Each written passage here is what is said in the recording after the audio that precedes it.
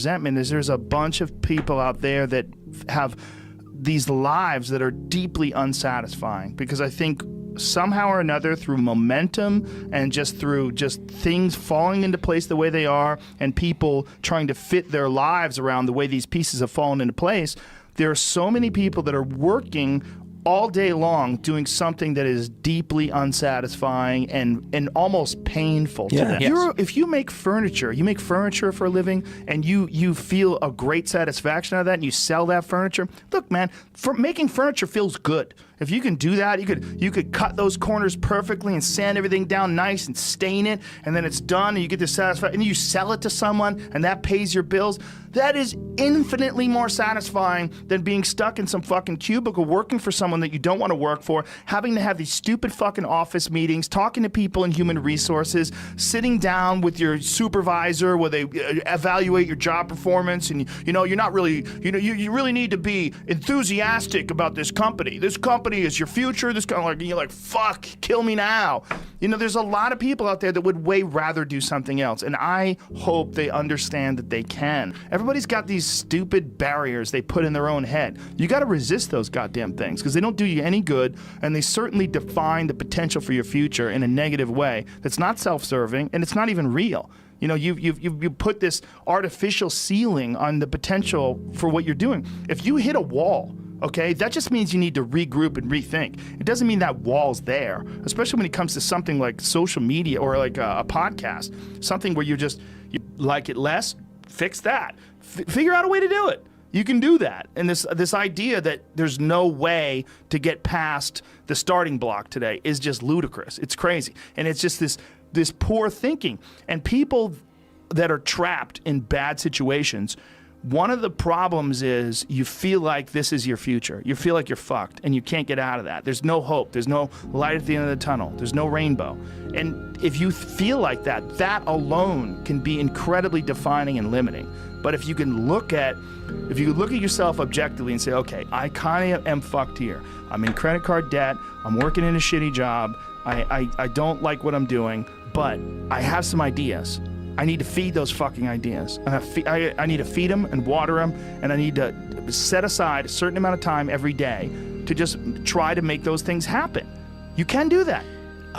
Wondering why other people's success, or wondering why other people are successful, is the refuge of losers. Wondering why other people are successful. Like, who gives a fuck? You can say you think it sucks, but to spend time wondering why someone is successful and hating on someone who's successful, it doesn't do any good. It's like, what is that old expression that jealousy is, it's a poison that does the opposite of its intended, is that your mind, you have a certain amount of bandwidth. This is why I don't read Instagram comments or Twitter comments or YouTube comments. Like, I don't have any time. If I read them, it's an accident.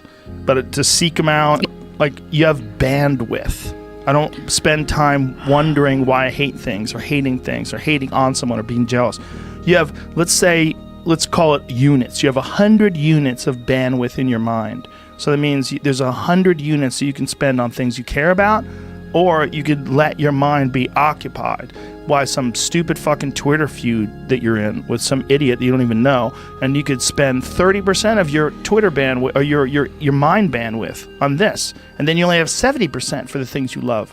And then maybe you're involved in some fucking relationship with someone who's an idiot, and you're arguing back and forth with them. Well, there's another 30% that's gone. Now you have 40% left. You have 40% for the things you love instead of 100%.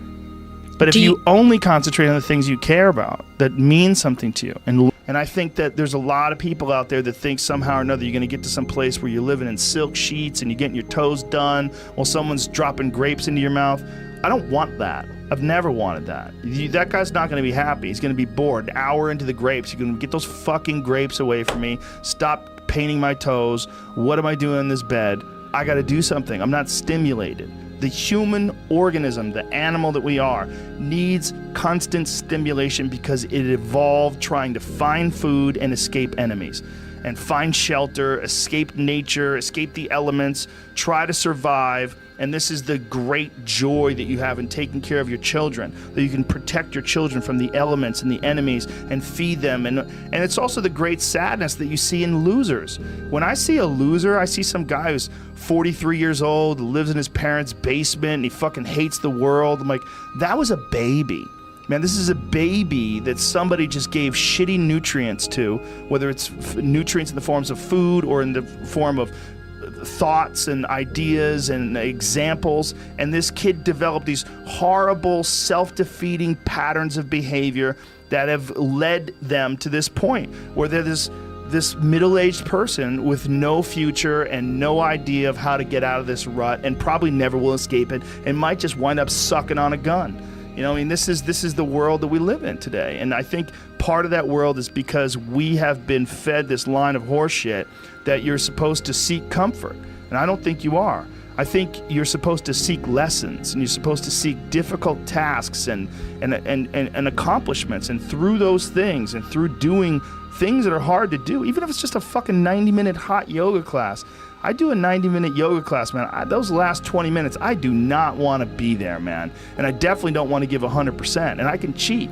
I can kind of half-ass it. I can. But if I don't, and I get through it, when that time is up and the lady says namaste and everybody gets up, I'm like, fuck, man, I made it. You know, I lost 15 pounds. My fucking yoga mat is drenched to the point where I could literally wring it out and fill a jug up with water.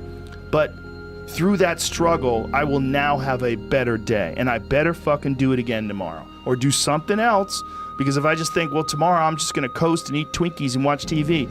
Oh, hello, sadness, my old friend. Hello, depression. Because when you're not doing anything, you feel like shit. And that's just a part of being a human being. And we can pretend that we're something other than what we really are. And we can pretend, nah, me, man, I'm just cool, just chilling, doing nothing.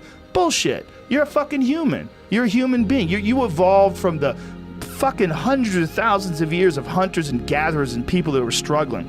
Those human reward systems are carved deeply into your DNA. And if you don't respect that, if you don't respect the mechanism of happiness and fulfillment and what you really need to do in order to feel satisfied in life, camaraderie, love, family, friendship, struggle, testing yourself, learning, all those things are imperative. They're all a giant part of being a person.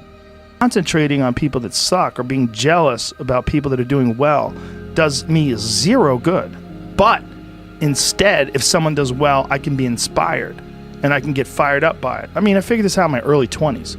I was like, okay, this is I have a poor way of looking at it because it's a martial arts thing. Because in martial arts, like, you can't be jealous of someone else's ability. You have to realize you might have to fight them someday. So by realizing that they're really good, you're forced to be objective about it. And you have to go to work. Like, you have to go, fuck, that guy's better than me. I got to get better. And you have to go to work. Right. There's no positive benefit in underestimating someone. Underestimating someone will get you fucking killed. Like, literally. You're gonna get. But this is something I've cultivated for a long time and avoided things that make me unhappy and figured out what those things are and been very rigid about eliminating them from my life. And one of the big ones is eliminating interactions with people that are negative. That is gigantic. And because I've realized that I'm not really as independent as I used to like to think I was. I used to like to think that my thought process was independent and that I don't give a fuck what anybody thinks. That's nonsense. People say that because they absolutely care what people think and it bothers them. So they say, I don't give a fuck. But that I don't give a fuck stuff is almost entirely nonsense. You do care. And you care in both ways. You care if people are critical of you, care if people are positive of you, but you also care if people are living positive lives and they're motivating you. That's a big one. People are fuel, and other people, it's one of the reasons why I like talking to people, one of the reasons why I like to do podcasts, because I get a lot out of, like just talking to you about your time in the monastery or your push to get to that 100 miles. Like, you get energy out of people like that, and you think about this energy and you think about this inspiration when you're doing other things. And it also sets in your mind that when you meet these exceptional people that move you, like, what are the characters what are the qualities that they have? What are the characteristics that they possess? And those things become significant and important to you. Whereas if you live around a bunch of people that are complaining and bitching about everything, and they see the negative in everything, and they're always whining, those people are the opposite of that. They're the opposite of inspiration, and they're mud. You're just like, "Bleh." It's like you're up to your ankles in mud. You try to trudge through life. It's difficult. You're not light. It's not pushing you. There's not a wind at your back. The wind's in your face, and it's rough, and over time, I've learned that these people, you're not going to fix them. I used to want to fix them when I was young. I used to want to go, hey man, I see what you're doing. Like, dude, don't do that anymore. Listen, just do this and stop doing that and start doing this. And if you just work towards this, you could be successful. And then a week later, the guy's doing the same shit. You're like, okay, right. I'm wasting a significant amount of my energy on someone who doesn't want to waste any of their energy on themselves. And so managing the community and the tribe that you're in, making sure that you're a good member of that tribe, that you're doing your part, and there's a lot of cynicism in these days about inspiration and about motivation, because there's a lot of fake shit. You can go on Instagram and you see a million of these inspirational quote pages, and they're run by people that are probably depressed. You see a lot of people that are, talking about how to get ahead in life, but they're not really doing anything themselves. So there's a lot of cynicism involved in that. But there's also sincerity in it, and you can get, if you just look at it with a pure heart and a pure mind, you can get a lot of energy out of that. And when you're around happy, inspirational people that are successful, it makes you feel better and you get inspired. And if you act on that inspiration, your life will be more fulfilled. And it's not just inspirational in terms of financial success, but in terms of doing difficult things, whether it's running 100 miles, it doesn't pay you a goddamn thing other than the wealth of the knowledge that you can push yourself to such an extreme. Or anything else, whether it's someone who becomes really good at playing chess, or someone who's really good at martial arts, or whatever it is. There's a great feeling in these overcoming these difficult things, because life is never this just constant state of, I'm at a 9 all day, and when I'm with my wife, I hit 10. Yay! And I stay like that. That's not real. What's real is, like, you saying that you went to this monastery and felt all this angst about meditating and being alone and not having your phone and not having the input, but then when it comes out of it, then you have this reward. So you push through this, and you had these uncomfortable feelings, and you came out of those uncomfortable feelings with this newfound appreciation for time and this respect for your own existence in your own space, and carving out 3 hours for yourself a day. That's where it all comes from. It all comes from life lessons, and the lessons are learned through struggle.